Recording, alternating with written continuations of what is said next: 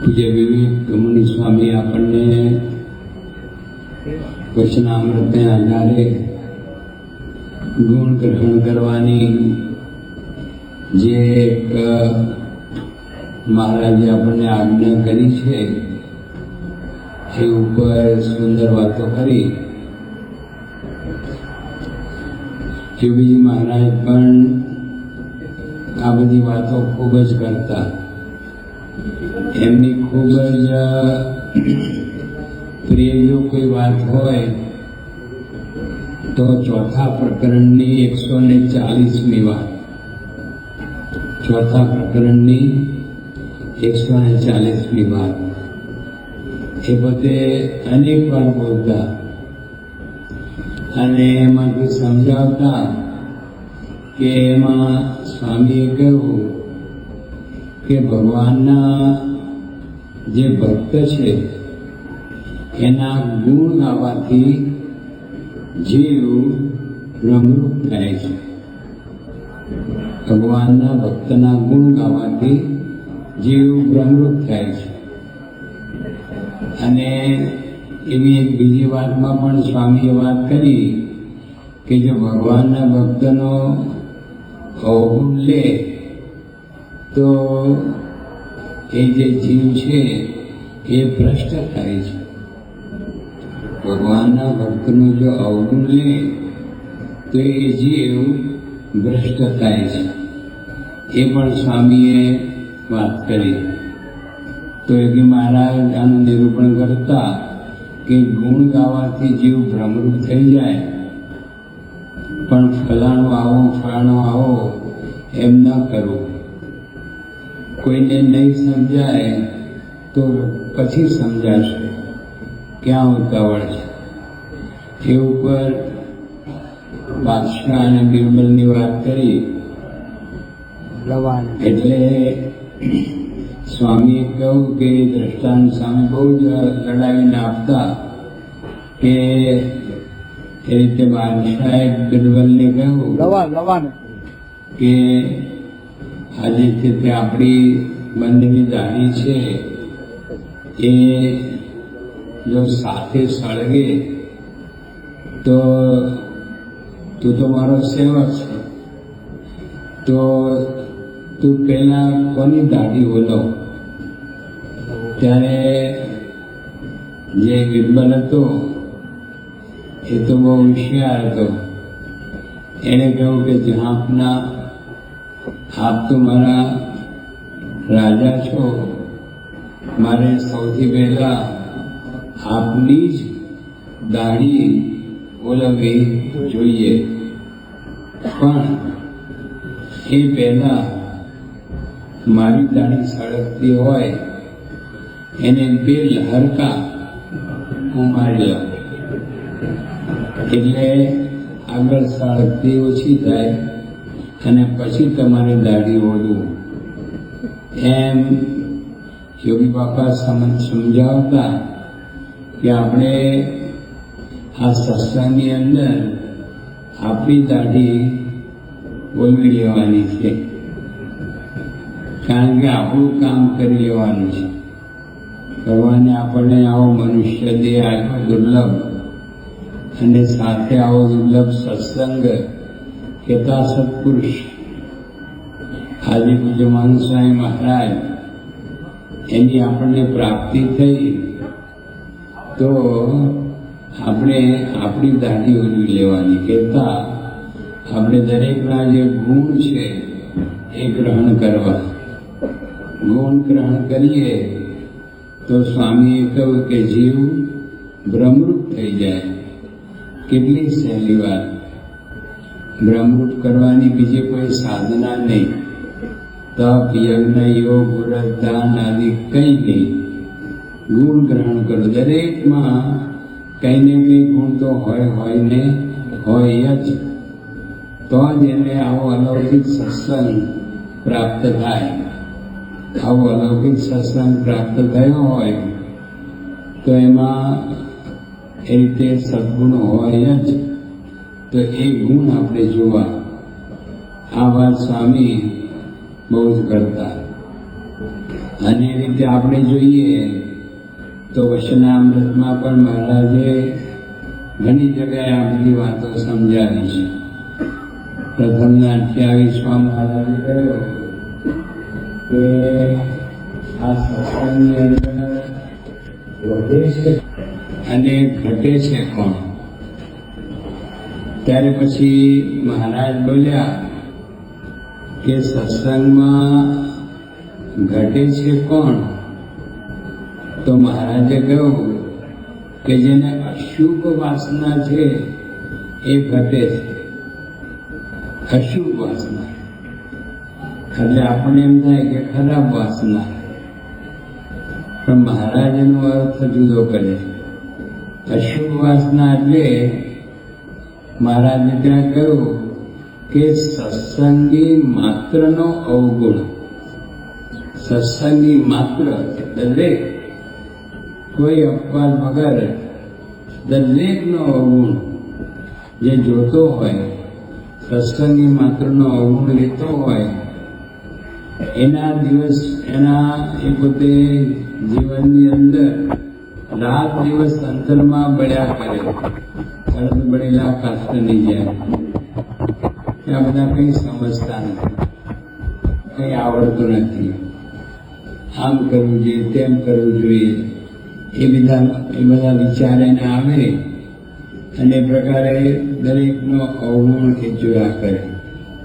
તો દિવસે દિવસે એ સત્સંગમાંથી ઘટતો જાય છે, પ્રતિષ્ઠાહીન થઈ જાય છે. અને મહારાજે કહ્યું કે વધે છે કોણ? તો સત્સંગી માત્રનો ગુણ, દરેકનો ગુણ. જો મહારાજ જે શબ્દ આપણને કહે છે સત્સંગી માત્ર, એટલે કોઈ અપવાદ નહીં, દરેકનો ગુણ. જે દરેકનો ગુણ લેતો હોય એ શુભ વાસના, મહારાજ કે શુભ વાસના વાળો હોય એને દરેકનો ગુણ આવે, દરેકનો મહિમા સમજાય. શું મહિમા સમજાય? કે આ બધા અતિશય મોટા છે. મહિમા એ સમજવાનો છે કે મારા સિવાય બધા જે છે અતિશય મોટા છે અને હું અતિશય ન્યૂન છું, એકદમ ઉતરતો. અને સત્સંગની વાતમાં કંઈ સમજતો નથી. એમ થાય હું અતિશય ન્યૂન છું, સત્સંગની વાતમાં કંઈ સમજતો નથી અને આ બધા બહુ જ મોટા છે એમ ગુણ ગ્રહણ કરે તો દિન પ્રતિદિન સત્સંગમાં એ વધતો જાય. એટલે બહુ સ્પષ્ટ ઉપાય મહારાજે આપણને બતાવ્યો કે વધે છે કોણ અને ઘટે છે કોણ.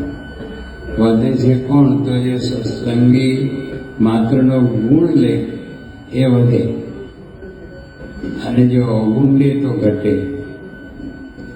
તો એ રીતે આપણે જોઈએ કે સત્સંગની અંદર આપણે આ બધા અનેક દૃષ્ટાંતો છે કે જેમાં કઠણ સંજોગોની અંદર પણ ભગવાનના ભક્તના ગુણ એ જોવાય છે. જેમ કે ભગતજી મહારાજ હતા, ત્યાં જૂનાગઢની અંદર હવેલીનું કામ ચાલતું હતું અને ભગતજી મહારાજ પોતે ચૂનાના કોથળા મોટા મોટા એ લઈને ત્યાં આગળ ચૂનો ભેગો કરે અને પાણી નાખીને ખુલ્લા પગે કાલવતા હતા. પણ એ વખતે એમના ખભા ઉપર જે ચૂલાના કોથળા જે મૂકવામાં આવે એ બીજા જે બધા સેવકો હોય એમને એમ થાય કે આ ભગતજી બહુ મંડ્યો છે તે આપણે જરા એને બરાબર સુખ આપીએ. એટલે 5-5 મણના કોથળા એકદમ જોરથી એમના વાસા ઉપર આમ ફેંકે 5-5 મણના પૂતળા, બીજો હોય તો બેસી જાય બિચારો, કેળ ભાંગી જાય. પણ ભગતજી મહારાજ એ 5-5 મણના પૂતળા પણ પછી ઊંચકી એમના મનમાં સહેજ પણ એમ ન થાય કે આમ કેમ આ લોકો કરે છે. તો કોઈ પૂછ્યું કે તમને વિચાર નથી આવતો કે આ લોકો આવી રીતે તમને હેરાન કરે છે? ત્યારે ભગતજી મહારાજે કહ્યું કે એમનામાં રહીને ગુણાતીતાનંદ સ્વામી મારી કસોટી કરે છે. કેટલો બધો જેને કહીએ કે એકદમ પોઝિટિવ વિચાર એમના હૃદયમાં, એમના અંતરમાં હંમેશા હતો કે કરતા હતા મહારાજ અને સ્વામી જ છે, એ જ બધું કરે છે. તો ભગતજી મહારાજ બોલ્યા કે એનામાં રહીને મહારાજ મારી કસોટી કરે છે. એમણે એમ ન કહ્યું કે બધા નકામા છે, આ તો મને હેરાન કરવા માગે છે, એવું કશું બોલ્યા નહીં. કારણ એમનામાં રહીને મહારાજ મારી કસોટી કરે છે એવો એમને વિચાર હતો. તો આ એમની જબરદસ્ત સવળી સમજણ અને દરેકનો મહિમા અને દરેકનો એમને એ રીતે ગુણ હતો. ભગતજી મહારાજના તો એવા બધા હજારો પ્રસંગ છે કે જેની અંદર એમણે કોઈ દિવસ કોઈનો પણ લેશ પણ અવગુણ લીધો નથી. કોઈ ગમે એટલા એમને એ રીતે હેરાન કરતા હોય કે બીજી રીતે કઠણ વચન કહેતા હોય કે અપમાનિત કરતા હોય, પણ એમને ક્યારે એવું નથી લાગ્યું કે આ રીતે આ લોકો નકામા છે. તો ભગતજી મહારાજની આવી દ્રષ્ટિ હતી. જાગા સ્વામી પણ પોતે હંમેશા કહેતા કે પારકી ક્રિયા, પારકો આકાર અને પારકો દોષ એ જોવા નહીં. બહુ સામાન્ય સીધી વાત છે, આપણે બધા જાણીએ છીએ, પણ એના ઉપર વિચાર કરીને એ પ્રકારે વર્તવું એ બહુ અગત્યનું છે. કે પારકી ક્રિયા દરેક આપણે સંતો હરિભક્તો છે, કોઈની દરેકની ક્રિયા કરવાની પદ્ધતિ કે દરેકની વિચાર શક્તિ, વિચાર શૈલી, ક્રિયા શૈલી બધું અલગ અલગ જ હોય. પણ આપણે જોવાની જરૂર નહીં. કોઈની ક્રિયા જોઈને પારકી ક્રિયા, પારકો આકાર અને પારકા દોષ આના માટે દરેકની અંદર હોય. જાગા સ્વામી કે આપણે કોઈ દિવસ જોવા નહીં. કૃષ્ણજી અદા હતા, એમણે પણ બહુ સુંદર વાત કરી કે નાને સે હો નાને રહીએ, જૈસી નાની દૂબ, ઘાસ की सब उड़ गया, दूब खूब की दूब. આ સત્સંગની અંદર આપણે નાનામાં નાના એ રીતે થઈને રહેવાનું છે. નાનામાં નાના થઈને રહીએ. જેમ આપણે જોઈએ તો ગામડામાં આપણને જોવા મળે કે ખેતરની અંદર કોષ ચાલતો હોય અને પાણી આવતું હોય અને નવેડામાં નીકની અંદર તો નાની નાની ધ્રો જે ચોંટી હોય એને કાંઈ ન થાય. ગમે એટલું કોષમાંથી પાણી છૂટે, નાની ધ્રો તો એમને વળી જાય. પણ મોટા જે આંકડા ને બધું હોય એ બધા પાણીના પ્રવાહની અંદર એ ખેંચાઈ જાય. એટલે અદા મળ્યા કે નાનામાં નાના થઈને રહીએ. દૂબ એટલે એકદમ જેને કહે ને કે કૂંપળ જેવા, તો ગમે એટલી પાણીની એ રીતે લહેર આવે, ગમે એટલો ફોર્સમાં પાણી આવે, પણ એ આપણને કંઈ કરી શકતું નથી. પણ જો આમ એકદમ કડક થઈને આપણે કંઈ છીએ એવા ભાવથી અક્કડ રહીએ સત્સંગમાં, તો પાણીના પ્રવાહમાં આપણે ઉડી જઈએ. એટલે મોટા પુરુષોએ આપણને આ બધી વાતો કરેલી છે. અને આપણે દરેકના જીવનમાં પણ જોઈએ.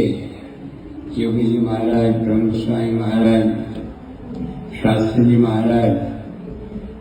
મહારાજે શું કહ્યું કે અમે તો અક્ષર પુરુષોત્તમના બળદિયા છીએ,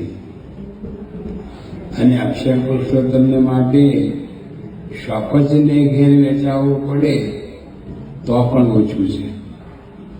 હવે આવા એક મહાન ગુણાતીત સંત અનેક જીવોનો ઉદ્ધાર કરવા માટે આ પૃથ્વી પર પધાર્યા હોય, પણ પોતાની શું માને છે કે અક્ષર પુરુષોત્તમના બળદિયા છે. અને અક્ષર પુરુષોત્તમને માટે શપથને ઘેર વેચાવવું પડે તો પણ ઓછું છે. અને સારંગપુરમાં પોતે લીમડી ઠાકોરને કહ્યું કે અમે આ અક્ષર પુરુષોત્તમને માટે મૂંડાયું છે, બીજા માટે મૂંડાયું નથી. અને એ અમદાવાદની અંદર જ કાશી વિશ્વનાથની અંદર ભાગવતની કથા સ્વામી કરતા હતા શાસ્ત્રીજી મહારાજ. એ વખતે શાસ્ત્રીજી મહારાજે પ્રોફેસર જેઠાલાલ સ્વામિનારાયણને અક્ષર પુરુષોત્તમ મહિમાનો ગ્રંથ લખવાનું કહ્યું હતું. તો એ તો બહુ વિદ્વાન હતા, આમ તો ગણિતના પ્રખર વિદ્વાન, પણ સંસ્કૃતના પણ વિદ્વાન હતા. અને એમણે ગ્રંથ તૈયાર કરેલો. અને પછી શાસ્ત્રીજી મહારાજ પાસે વાત કરી તો શાસ્ત્રીજી મહારાજે કહ્યું કે તમે આ પારાયણ ચાલે છે તો આ વ્યાસપીઠ ઉપર બેસી અને તમે ગ્રંથનું શ્રવણ બધાને કરાવો. તો એ રીતે પોતે વ્યાસપીઠ પર બેઠા અને એમણે ગ્રંથમાંથી કથા કરી. તે ગરીબ ભક્ત હતા, એમને આ ગમ્યું નહીં. એમને શાસ્ત્રી મહારાજે કહ્યું કે આ વ્યાસપીઠ જ્યાં આપ બેસીને ભાગવત કથા કરો છો, એ વ્યાસપીઠ ઉપર આ એક ગ્રહસ્થ પોતે ચડી બેસે અને વાતો કરે, એ સારું ન કહેવાય. ત્યારે શાસ્ત્રી મહારાજે એમને શું કહ્યું કે અક્ષર પુરુષોત્તમના મહિમાની વાત મારા માથા ઉપર બેસીને કરે તો પણ ઓછું છે, હું રાજી છું. તો આ મહિમાની વાત, દરેકનો આવો મહિમા, અક્ષર પુરુષોત્તમનો જે આ સિદ્ધાંત છે એનો આવો મહિમા, એને માટે શપથને ઘેર વેચાવવું પડે તો પણ ઓછું છે, બળદિયા થવું પડે તો પણ ઓછું છે. તો આવી સમજણ આપણને આપણા ગુરુએ એ રીતે આપેલી છે. આ બધા ઘણા પ્રસંગોની વાત યોગી બાપા પણ બધી વાત કરતા કે તુકારામ હતા.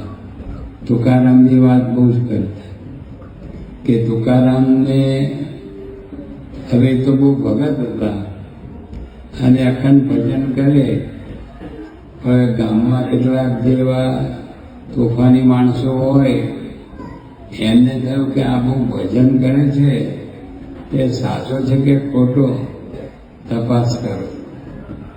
તે પછી નક્કી કર્યું બધા ટીખળ કરનારા બધા હતા ટીખળીઓ કે આને આપણે બરાબર જરા પાઠ ભણાવીએ. એટલે તો પછી ગધેડું લઈ આવ્યા અને પછી એમને ગધેડા ઉપર એ રીતે સવારી કરવાની વાત કરી. એની પહેલા એમને બહુ બધા વાળ વધી ગયેલા, તો એમને મુંડન કરાવ્યું અને મુંડન કરાવીને પછી ગધેડા ઉપર ઊંધા મૂકે એને બેસાડ્યા અને પછી ગળાની અંદર ગાજર અને મરચાની એની માળા એ પહેરાવી અને આખા ગામમાં એમની આ રીતે સવારી કાઢી તો તુકારામના જે પત્ની હતા બહુ દુઃખી થઈ ગયા કે આવું અપમાન, આવું ઘોર અપમાન, આવો તિરસ્કાર, આવી મશ્કરી. તુકારામ કે એમાં કાંઈ નહીં. જો આ મારા વાળ ઘણા વખતથી વધેલા, એ આપણે અત્યાર સુધી ઉતરાવી શક્યા નહોતા, તો મારા વાળ સહેજે બધા ઉતરી ગયા અને કંઈક ખોડો બોડો હશે તો બધો નીકળી ગયો. અને આપણા ઘરમાં શાક તો હતું જ નહીં, તો આમ શાકની માળા પહેરાવી તો આપણને આ શાક મળી ગયું. તો આપણને નુકસાન શું છે આમાં? આપણને તો લાભ જ થયો છે. એમ કરી અને એમને એટલો બધો સદગુણ, ભલેને અપમાન કર્યું, તિરસ્કાર કર્યો, મશ્કરી કરી, બધું કર્યું, પણ એને તુકારામને એનો અભાવ નહીં. એવી જ વાત એકનાથની છે. એકનાથ હતા એ પોતે ત્યાં આગળ નદીમાં સ્નાન કરીને ઉપર આવે અને કોઈ એવો જીવ હશે તોફાની, તો એકનાથ સ્નાન કરીને ઉપર આવે તો એના ઉપર થૂકે, એટલે વળી પાછું એકનાથ બધું નદીમાં જાય અને સ્નાન કરે. એમ કે છે કે લગભગ 100 વાર એ માણસ એમના ઉપર થૂક્યો અને 100 વાર એકનાથ બધે નદીમાં સ્નાન કરવા ગયા. ત્યારે એ વખતે કોઈ કહ્યું કે તમને આ માણસ ઉપર રીત શકતી નથી? કે ના, મને આ 100 વાર ગંગામાં સ્નાન કરવાનો લાભ મળ્યો. તો આવી ભક્તની આ દ્રષ્ટિ હોય છે. એટલા માટે આપણે જોઈએ તો સત્સંગની અંદર આ બધી વાત એ આપણને સાંભળવા મળે છે. અને મહારાજે પણ વચનામૃતમાં એ રીતે આ બધી વાતો આપણને કરી છે. મહારાજે કહ્યું કે સત્સંગનો ખપ છે તો પણ માન ઈર્ષા કેમ રહી જાય છે? ત્યારે મહારાજે પૂછ્યું કે સંતોએ પૂછ્યું કે સત્સંગનો ખપ છે તો પણ માન ઈર્ષા કેમ રહી જાય છે? ત્યારે મહારાજે વાત કરી કે સત્સંગનો ખપ છે પણ જે બીજાનો અવગુણ લે, તો મહારાજે કહ્યું કે જો બીજાનો ભલે સત્સંગનો ખપ છે પણ જો એ કોઈનો અવગુણ લે, સત્સંગીનો, હરિભક્તનો, સંતનો, તો મહારાજે કહ્યું કે અત્યંત મૂર્ખ છે. એ જો કોઈનો અવગુણ લેતો હોય તો અત્યંત મૂર્ખ છે અને અસૂર છે, એવા શબ્દ મહારાજે કહ્યા. અને એ જો એ રીતે સત્સંગનો ખપ છે અને જો એને બધાના ગુણ જોવાની દ્રષ્ટિ હોય તો એ અત્યંત બુદ્ધિશાળી છે અને અત્યંત દૈવી છે, એવી મહારાજે વાત કરી. તેના ઉપરથી આપણને મહારાજનો અભિપ્રાય સમજાય. પુણાતાન સ્વામીએ પણ ઘણા કષ્ટો સહન કર્યા છે, પરમહંસોએ પણ ઘણા બધા કષ્ટો સહન કર્યા છે.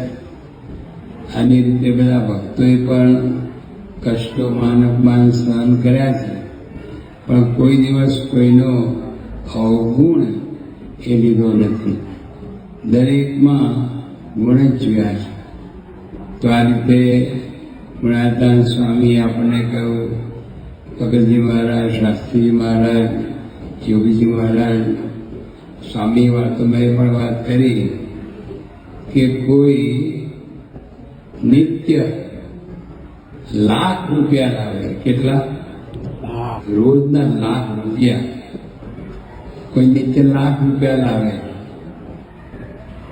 પણ જો ભગવાનના ભક્તનું ઘસાતું બોલે તો સ્વામી કે અમને ગમે નહીં. હવે ₹1,00,000 તો કેટલી મોટી વાત કહેવાય. તે વખતની વાત, આજની ગણતરી નહીં કરતા, પણ ગુણાચારના વખતમાં આજથી 200 વર્ષ પહેલા ₹1,00,000 એટલે કરોડોની વાત થઈ ગઈ. પણ કોઈ ₹1,00,000 લાવે તો સ્વામી કે પણ જો ભગવાનના ભક્તનો અવગુણ લેતો હોય તો અમને ગમે નહીં. નિત્ય ₹1,00,000 લાવે પણ જો ભગવાનના ભક્તનો અવગુણ લે તો અમને ગમે નહીં. અને સ્વામી કે સૂતો ખાય, કોઈ ક્રિયા કરે નહીં, કોઈ સેવા ભક્તિ કઈ નહીં, સૂતો ખાય. પણ જો ભગવાનના ભક્તનો એ રીતે ઘસાતો ન બોલે, ભગવાનના ભક્તનો ગુણ લેતો હોય તો સ્વામી કે એ રીતે એ સત્સંગમાં આગળ વધે છે. એટલે આ સત્સંગની અંદર આ રીતે બ્રહ્મરૂપ થવાની સ્વામીએ વાત કરી, સહેલામાં સહેલી કે દરેકનો ગુણ લેવો, દરેકનો મહિમા સમજવો. યોગી બાપા પણ આજ વાત કરતા, સુરત ભાવ સત્સંગની અંદર. સુરત ભાવ એટલે નમ્રતા, સુરત ભાવ એટલે દાસત્વ ભાવ. આપણે સત્સંગ કરીએ છીએ પણ જો આપણામાં નમ્રતા ના આવે તો આપણે કંઈ શીખ્યા નથી. અત્યારે આ સિઝન આવી, આંબા બધા હોય, કેરી આવે તો બધા લચી પડે, નમ્ર થઈ જાય. એમ આપણામાં પણ જો સત્સંગના ગુણ આવ્યા હોય તો નમ્રતા આવવી જ જોઈએ. એટલે સ્વામી કહેતા કે સુરત ભાવ એટલે નમ્રતા, સુરત ભાવ એટલે દાસત્વ ભાવ, કે હું બધાનો દાસ છું, હું બધાનો સેવક છું. અત્યારે પૂજ્ય મનુસાઈ મહારાજ પણ આપણને એ જ વાત કરે છે કે દાસાનું દાસ થવાનું છે, આપણે બધાના સેવક થવાનું છે. આપણે કંઈ જ નથી આ સત્સંગની અંદર. આ વિચાર જે રાખવો, આ વિચાર જે સતત રહેવો. આપણે નાનામાં નાના છીએ, આપણે જે ઘણું કરવાનું બાકી છે, ઘણું કરવાનું બાકી છે, એ પ્રકારનો જો ભાવ હોય અને દરેકના હરિભક્તના સંતોના સંબંધનો મહિમા, કે આ બધાને સંબંધ કોનો થયો છે? સાક્ષાત શ્રીજી મહારાજ બોલાતા, સ્વામી શાસ્ત્રી મહારાજ, યોગી મહારાજ, પ્રમુખ સ્વામી મહારાજ, આજે મનુસાઈ મહારાજ, તો બધાને સંબંધ થયો છે. એ સંબંધનો મહિમા તો કોઈ દિવસ અવગુણ આવે જ નહીં. તો એ પણ યોગી મહારાજ વાત કરતા કે આ સત્સંગની અંદર આપણે છીએ તો જેમ જેમ સત્સંગ કરીએ એમ આપણામાં નમ્રતા, દાસત્વ ભાવ, સેવક ભાવ, મહિમાની દ્રષ્ટિ, ગુણગ્રાહક દ્રષ્ટિ, આ બધું આવવું જ જોઈએ. આ બધું જો આપણને પ્રાપ્ત થાય તો આપણે સત્સંગ કર્યો કહેવાય. આપણે બધું જાણીએ છીએ, સાંભળીએ છીએ. ત્યાં પ્રમુખ સ્વામી મહારાજ પોતે યુરોપમાં હતા, લંડનથી ગયા હતા યુરોપ સત્સંગને માટે. તે વખતે લંડનના બધા મોટેરા હરિભક્તો પણ એમની સાથે હતા. પછી કથા વાર્તામાં લંડનના હરિભક્તોએ સ્વામીને વાત કરી કે સ્વામી, અમે તો સત્સંગની અંદર કોઈની બધી વાત સાંભળીએ કે આ તો આવો છે, આ તો આવો છે, તો અમને તો ઉદ્વેગ થઈ જાય અને અમને એનો અભાવ આવે છે. તો આપની પાસે પણ બધા વાતો કરતા હશે અને આપ અંતર્યામી પણ છો, આ બધું જાણો છો, તો આપને શું થાય? ત્યારે પછી સ્વામીએ બહુ સરસ વાત કરી. સ્વામી કે જાણવા છતાં પણ બોલવાનું નહીં, દેખતા છતાં પણ આંધળા થવાનું નહીં, આંધળા થવાનું, અને સાંભળતા છતાં પણ બહેરા થવાનું. બધું જ જાણીએ છીએ, જોઈએ સાંભળીએ છીએ, પણ બહેરા થઈ જવાનું, દ્રષ્ટિહીન થઈ જવાનું. જાણવા છતાં પણ બોલવાનું નહીં, એની કોઈ ચર્ચા નહીં. ભગવાનના ભક્ત છે, હોય આવું હોય, સત્સંગ કરે છે તો ધીરે ધીરે એની વૃદ્ધિ થશે અને બધા દોષ માત્ર એ ટળી જશે.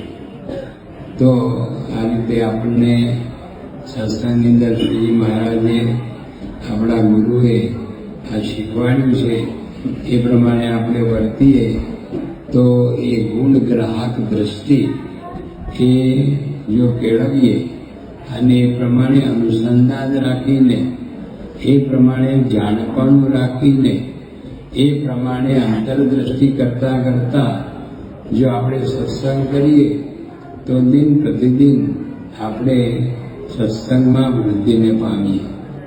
પણ જો આનો વિચાર ન કરીએ અને આ રીતે દરેકના અવગુણને આ બધું જોતા રહીએ તો મહારાજે જે કહ્યું ને કે અત્યંત મૂર્ખ છે અને અત્યંત અસૂર છે, જે આવી રીતે એકબીજાના દોષ એ જુએ છે. તો આવું બળ, આવી શક્તિ, આવી ભક્તિ મહારાજ સ્વામી મહાસ્વામી મહારાજ આપણને સૌને આપે એ જ પ્રાર્થના. જય સ્વામિનારાયણ.